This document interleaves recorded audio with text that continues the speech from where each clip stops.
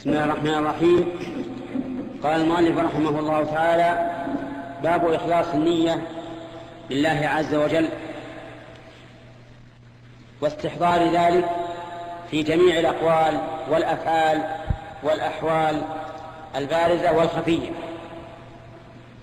النية محلها القلب ولا محل لها في اللسان في جميع الأعمال، ولهذا كان من نطق بالنية عند إرادة الصلاة أو الصوم أو الحج أو الوضوء أو غير ذلك من الأعمال كان مبتدعا قائلا في دين الله ما ليس منه، لأن النبي صلى الله عليه وسلم كان يتوضأ ويصلي ويتصدق ويصوم ويحج ولم يكن ينطق بالنية، لم يكن يقول اللهم إني نويت أن أتوضأ، اللهم إني نويت أن أصلي، اللهم إني نويت أن أتصدق، اللهم إني نويت أن أصوم، اللهم إني نويت أن أحج. ما كان يقول هذا، وذلك لأن النية محلها القلب، والله عز وجل يعلم ما في القلب ولا يخفى عليه شيء، كما قال الله تعالى في الآية التي ساقها المؤلف: قل إن تخفوا ما في صدوركم أو تبدوه يعلمه الله. ويجب على الإنسان أن يخلص النية لله سبحانه وتعالى في جميع عباداته، وأن لا ينوي بعمله وأن لا ينوي بعبادته إلا وجه الله والدار الآخرة. وهذا هو الذي أمر الله به في قوله: وما أمروا إلا ليعبدوا الله مخلصين له الدين، أي مخلصين له العمل، ويقيموا الصلاة ويؤتوا الزكاة وذلك دين القيم. وينبغي أن يستحضر النية، أي نية الإخلاص، في جميع العبادات، فينوي مثلا الوضوء وأنه توضأ لله، وأنه توضأ امتثالا لأمر الله، فهذه ثلاثة أشياء: نية العبادة، ونية أن تكون لله، ونية أنه قام بها امتثالا لأمر الله. لا، هذا أكمل شيء في النية. كذلك في الصلاة، تنوي الصلاة وأنها الظهر أو العصر أو المغرب أو العشاء أو الفجر أو ما أشبه ذلك، وتنوي أنك إنما تصلي لله عز وجل لا لغيره، لا تصلي رياء ولا سمعة، لا لتمدح على صلاتك ولا لتنال شيئا من المال أو الدنيا. ثالثا، تستحضر أنك تصلي امتثالا لأمر ربك، حيث قال أقم الصلاة، فإذا اطمأننتم فأقيموا الصلاة وأقيموا الصلاة وآتوا الزكاة إلى غير ذلك من الأوامر. وذكر المؤلف رحمه الله عدة آيات كلها تدل على أن النية محلها القلب، وأن الله سبحانه وتعالى عالم بنية العبد. ربما يعمل العبد عملا يظهر أمام الناس أنه عمل صالح وهو عمل فاسد أفسدته النية، لأن الله تعالى يعلم ما في القلب، ولا يجازى الإنسان يوم القيامة إلا على ما في قلبه، لقول الله تعالى: يوم تبلى إنه على رجعه لقادر يوم تبلى السرائر فما له من قوة ولا ناصر، يعني يوم تختبر السرائر البواطن القلوب، كقوله: أفلا يعلم إذا بعثر ما في القبور وحصل ما في الصدور. ففي الآخرة يكون الثواب والعقاب والعمل والاعتبار بما في القلب، أما في الدنيا فالعبرة بما ظهر، فيعامل الناس بظواهر أحوالهم، ولكن هذه الظواهر إن وافقت ما في البواطن صلح ظاهره وباطنه وسريرته وعلانيته، وإن خالف فصار القلب منطويا على نية فاسدة نعوذ بالله، فما أعظم خسارته. يعمل ويتعب ولكن لا حظ له في هذا العمل، كما جاء في الحديث الصحيح عن النبي صلى الله عليه وسلم أن الله قال: أنا أغنى الشركاء عن الشرك من عمل عملا أشرك فيه معي غيري تركته وشركه. فالله أيها الإخوة بإخلاص النية لله سبحانه وتعالى. واعلم أن الشيطان قد يأتيك عند إرادة عمل الخير فيقول لك: إنك إنما تعمل هذا رياء، يحبط همتك ويثبطك، ولكن لا تلتفت لها، لا تطع، اعمل. ولو قال لك: إنك إنما تعمل رياء أو سمعا، لأنك لو سئلت: هل أنت الآن تعمل هذا العمل رياء أو سمعا؟ قلت: لا. إذن فهذا الوسواس الذي أدخله الشيطان في قلبك لا تلتفت له، افعل الخير ولا تقل إني أرائي أو ما أشبه ذلك. والله موفق. عن أمير المؤمنين عمر بن الخطاب رضي الله عنه قال: سمعت رسول الله صلى الله عليه وسلم يقول: إنما الأعمال بالنيات وإنما لكل امرئ ما نوى، فمن كانت هجرته إلى الله ورسوله فهجرته إلى الله ورسوله، ومن كانت هجرته لدنيا يصيبها أو امرأة ينكحها فهجرته إلى ما هاجر إليه. متفق عليه. بسم الله الرحمن الرحيم. لما كان هذا الباب في الإخلاص النية لله عز وجل، وأنه ينبغي أن تكون النية المخلصة لله في كل قول وفي كل فعل وعلى كل حال، وذكر المؤلف من الآيات ما يتعلق بهذا المعنى. ذكر رحمه الله من الأحاديث ما يتعلق به أيضا، وصدر هذا بحديث عمر بن الخطاب رضي الله عنه الذي قال فيه: سمعت النبي صلى الله عليه وسلم يقول: إنما الأعمال بالنيات وإنما لكل امرئ ما نوى. إنما الأعمال بالنيات وإنما لكل امرئ ما نوى، هاتان جملتان اختلف العلماء رحمهم الله فيهما، فقال بعض العلماء إنهما جملتان بمعنى واحد، وأن الجملة الثانية تأكيد للجملة الأولى، ولكن هذا ليس بصحيح، وذلك لأن الأصل في الكلام أن يكون تأسيسا لا توكيدا، ثم إنهما عند التأمل يتبين أن بينهما فرقا عظيما، فالأولى سبب والثاني نتيجة.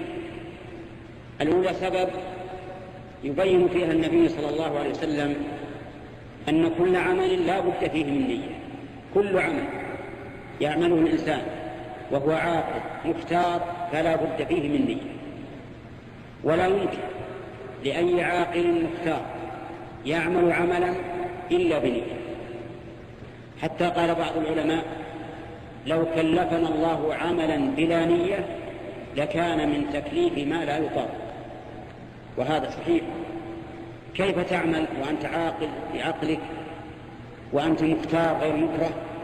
كيف تعمل عملا بلا نية؟ هذا مستحيل، لأن العمل ناتج عن إرادة وقدرة، والإرادة هي النية. الإرادة هي النية. إذن فالجملة الأولى معناها أنه ما من عامل إلا وله نية، ولكن النيات تختلف اختلافا عظيما وتتباين تباينا بعيدا كما بين السماء والأرض. من الناس من نيته في القمة في أعلى شيء، ومن الناس من نيته في القمامة في أخص شيء وأدنى شيء، حتى إنك لا ترى الرجلين يعملان عملا واحدا يتفقان في ابتدائه وانتهائه وفي أثنائه وفي الحركات والسكنات والأقوال والأفعال وبينهما كما بين السماء والأرض، كل ذلك باختلاف النية. إذن الأساس أنه ما من عمل إلا بنية، ولكن النيات تختلف وتتباين. نتيجة ذلك قال وإنما لكل امرئ ما نوى. كل امرئ له ما نوى. إن نويت الله والدار الآخرة في أعمالك الشرعية حصل لك ذلك، وإن نويت الدنيا فقد تحصل وقد لا تحصل. من كان يريد العاجلة عجلنا له فيها ما نشاء لمن نريد. ما قال عجلنا له ما يريد، عجلنا له فيها ما نشاء، لا ما يشاء هو، لمن نريد، لا لكل إنسان. فقيد المعجل والمعجل له، المعجل الذي أراده الإنسان والمعجل له. إذن من الناس من يعطى ما يريد من الدنيا، ومنهم من يعطى شيئا منه، ومنهم من لا يعطى شيئا أبدا. هذا معنى قوله عجلنا له فيها ما نشاء لمن نريد. أما من أراد الآخرة وسعى لها سعيها وهو مؤمن فأولئك كان سعيهم مشكورا. لا بد أن يجني ثمرات هذا العمل الذي أراد به وجه الله الدار الآخرة. إذن إنما لكل امرئ ما نوى. وهذه الجملة والتي قبلها ميزان لكل عمل، لكنه ميزان الباطن. وقوله صلى الله عليه وسلم فيما أخرجه الشيخان عن عائشة رضي الله عنها من عمل عملا ليس عليه أمرنا فهو رد، ميزان للأعمال الظاهرة. ولهذا قال أهل العلم هذان الحديثان يجمعان الدين كله.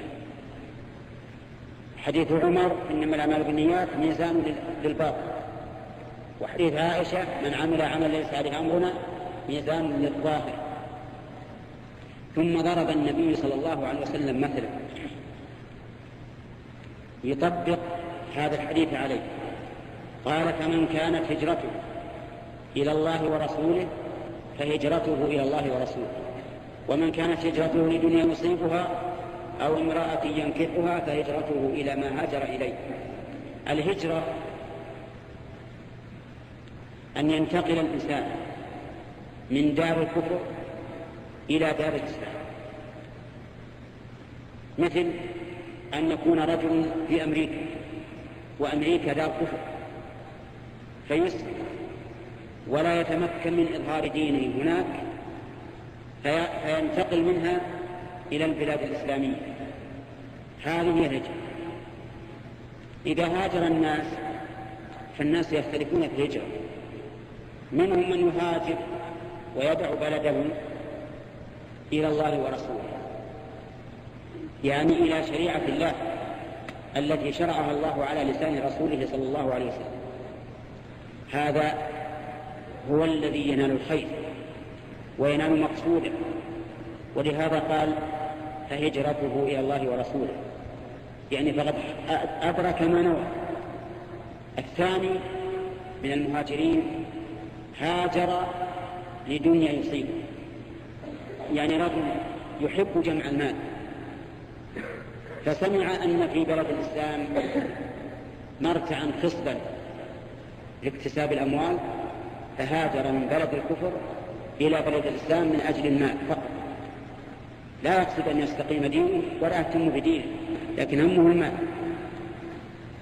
ثانيا رجل هاجر من بلد الكفر إلى بلد الإسلام يريد امرأة يتزوجها، قيل له لا نزوجك إلا في بلاد الإسلام ولا تسافر بها إلى بلد الكفر، فهاجر من بلده بلد الكفر إلى بلد الإسلام من أجل أن يتزوج هذه المرأة. فمريد الدنيا ومريد المرأة لم يهاجر إلى الله ورسوله، ولهذا قال النبي عليه الصلاة والسلام فهجرته إلى ما هاجر إليه. وهنا قال إلى ما هاجر إليه ولم يقل فهجرته إلى دنيا يصيبها أو امرأة ينكحها. فلماذا قيل لطول الكلام؟ لأنه إذا قال فهجرته إلى دنيا يصيبها أو امرأة ينكحها صار الكلام طويلا، فقال هجرته إلى ما هاجر إليه. وقيل بل لم ينص عليهما احتقارا لهما وإعراضا عن ذكرهما، فلأنهما حقيران، أي الدنيا والزوجة ونية الهجرة التي هي من أفضل الأعمال لإرادة الدنيا والمرأة نية منحطة سافلة. قال هجرته إلى ما هاجر إليه فلم يذكر ذلك احتقارا. وعلى كل حال سواء هذا أو الجميع، فإن هذا الذي نوى بهجرته الدنيا أو المرأة التي ينكحها لا شك أن نيته سافلة منحطة هابطة، بخلاف الأول الذي هاجر إلى الله ورسوله.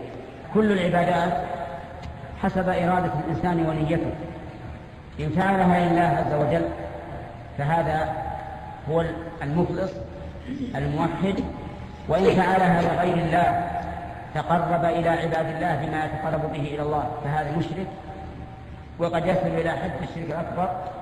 وإن أراد بذلك الدنيا فهو أيضا حابط عمله.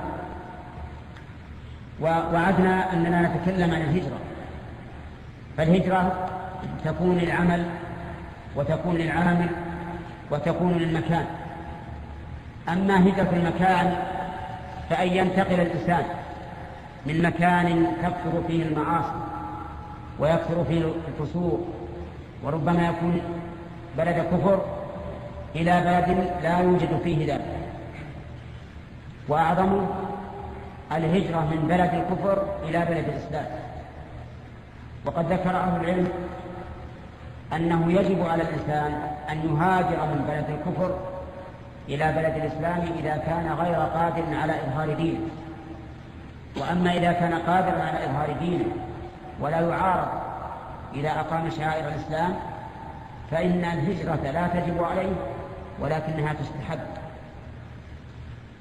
وبناء على ذلك يكون السفر إلى بلد الكفر أعظم من البقاء فيه. فإذا كان بلد الكفر الذي كان وطن الإنسان إذا لم يستطع إقامة دينه فيه وجب عليه مغادرته والهجرة منه، فكذلك إذا كان الإنسان من أهل الإسلام ومن بلاد المسلمين فإنه لا يجوز له أن يسافر إلى بلد الكفر لما في ذلك من الخطر على دينه وعلى أخلاقه، ولما في ذلك من إضاعة ماله، ولما في ذلك من تقوية اقتصاد الكفار. ونحن مأمورون بأن نغيظ الكفار بكل ما نستطيع، كما قال الله تبارك وتعالى: يا أيها الذين آمنوا قاتلوا الذين يلونكم من الكفار وليجدوا فيكم غلظة واعلموا أن الله مع المتقين. وقال تعالى: ولا يطعون موطئا يغيظ الكفار ولا ينالون من عدو نيلا إلا كتب لهم به عمل صالح إن الله لا يضيع أجر المحسنين. فالكافر أيا كان، سواء كان من النصارى أو من اليهود أو من الملحدين، وسواء تسمى بالإسلام أم لم يتسمى بالإسلام، الكافر عدو لله ولكتابه ولرسوله وللمؤمنين جميعا، مهما تلبس بما يتلبس به فإنه عدو. فلا يجوز للإنسان أن يسافر إلى بلد الكفر إلا بشروط ثلاث. الشرط الأول أن يكون عنده علم يدفع به الشبهات، لأن الكفار يريدون على المسلمين شبها في دينهم، شبها في رسولهم، شبها في كتابهم، شبها في أخلاقهم، في كل شيء يريدون الشبه ليبقى الإنسان شاكا متذبذبا.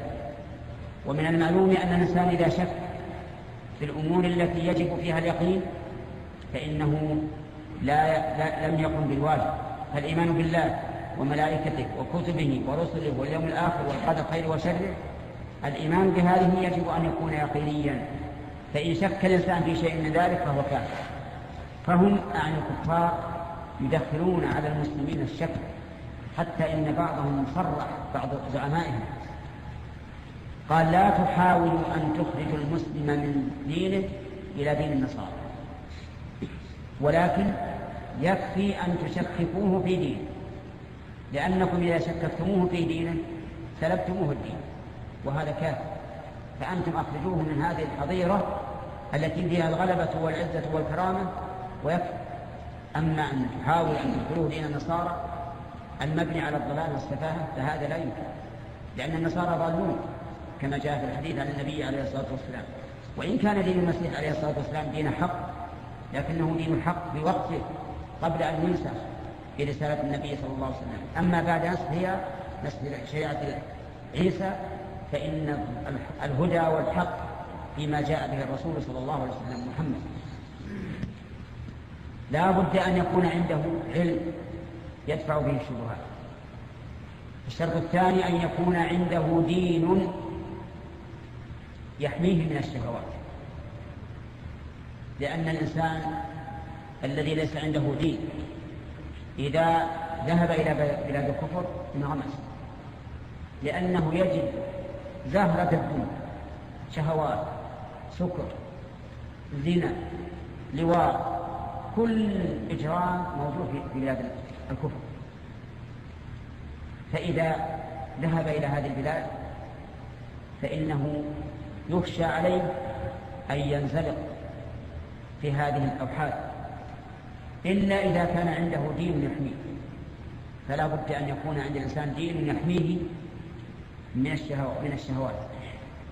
الشرط الثالث أن يكون محتاجا إلى ذلك، مثل أن يكون مريضا يحتاج إلى السفر إلى بلاد الكفر للاستشفاء، أو يكون محتاجا إلى علم لا يوجد في بلد الإسلام تخصص فيه فيذهب إلى هناك يتعلم، أو يكون إنسان محتاجا إلى تجارة يذهب يتجر ويرجع.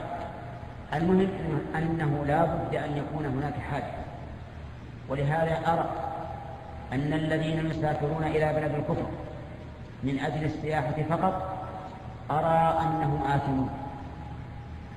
آثمون، وأن كل قرش يصرفونه لهذا السفر فإنه حرام عليه وإضاعة لماله، وسيحاسبون عنه يوم القيامة حين لا يجدون مكانا يتفسحون فيه أو يتنزهون فيه، حين لا يجدون إلا أعمالهم، لأن هؤلاء يضيعون أوقاتهم ويترفون أموالهم ويفسدون أخلاقهم، وكذلك ربما يكون معهم عوائلهم.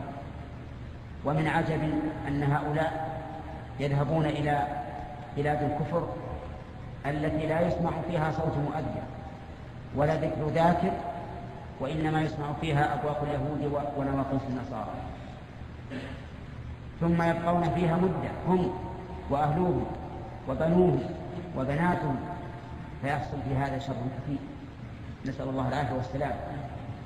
وهذا من البلاء، هذا من البلاء الذي يحل الله به النكبات، والنكبات التي تأتينا والتي نحن الآن نعيشها كلها بسبب الذنوب والمعاصي، كلها بسبب الذنوب والمعاصي. وما أصابكم من مصيبة فبما كسبت أيديكم ويعفو عن كثير.